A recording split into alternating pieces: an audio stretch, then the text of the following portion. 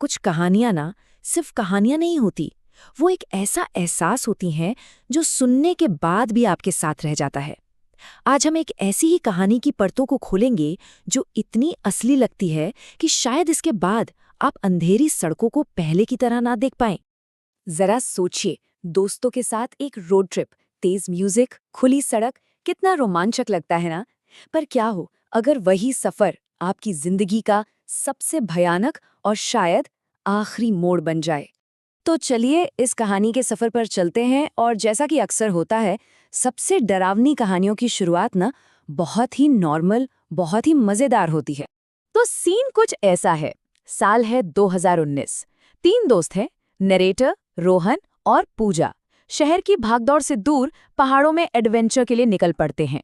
रात के 11:30 बज रहे हैं, गाड़ी में म्यूजिक चल रहा है, मतलब माहौल एकदम परफेक्ट है। और फिर जैसे ही वो जंगल वाले रास्ते पर आते हैं, मोबाइल का नेटवर्क चला जाता है। इसी पर रोहन मजाक में कहता है, लगता है अब असली एडवेंचर शुरू होगा। पर किसी को अंदाजा भी नहीं था कि ये मजाक असल में आने वाले खौफ का पहला इशारा था। और बस यहीं से एडवेंचर का वो रोमांच धीरे धीरे डर में बदलने लगता है। सड़क अपना पहला और सबसे भयानक इशारा देती है। सफर शुरू हुआ था रात के 11:30 बजे। सब कुछ नॉर्मल था, लेकिन ठीक रात के 1:47 पर सब कुछ बदल गया। ये वक्त याद रखिएगा, क्योंकि ये इस कहानी का सबसे अहम हिस्सा है। गाड़ी के हेडलाइट्स में उन्हें सड़क के किनारे एक औरत खड़ी दिखाई दी। सफेद साड़ी, बिखरे हुए बाल और सिर नीचे की ओर झुका हुआ। बिल्कुल वैसा ही सीन जैसा डरावनी फिल्मों में होता है। रोहन ने सोचा कि शायद मदद की जरूरत हो और उसने गाड़ी रोक दी। पर जैसे ही उस औरत ने अपना सर ऊपर उठाया, उन्होंने जो देखा उससे उनकी रूह कांप गई। उस औरत का कोई चेहरा ही नहीं था। आंखों की जगह बस 2 गहरे काले गड्ढे थे। एक पल में उनका एडवेंचर प्योर हॉरर में तब्दील हो चुका। लेकिन वो खौफ उस सड़क पर पीछे नहीं छूटा। असल डर तो अब शुरू होने वाला था, क्योंकि वो डर अब उनके साथ गाड़ी के अंदर आ चुका था। उन्होंने जैसे तैसे वहां से गाड़ी भगाई, सांसें तेज थीं, दिल जोर जोर से धड़क रहा था। और तभी कार की पिछली सीट से ठंडी फुसफुसाती हुई आवाज आई, रुक क्यों नहीं गए। ये बात दिमाग को सुन्न कर देने वाली थी, क्योंकि वो तीनों तो आगे बैठे थे। पिछली सीट पूरी तरह से खाली थी। तो फिर ये आवाज किसकी थी, कहां से आई? डर अब सिर्फ बाहर नहीं था, वो उनके बीच में था। उनकी पूरी दुनिया, उनकी हकीकत वही बिखरने लगी थी। उन्हें लग रहा था कि कार में 3 दोस्त हैं, पर असल में वहां एक अनदेखा पैसेंजर भी था। रेडियो बंद था, पर उससे अजीबो-गरीब चेतावनी आ रही थी।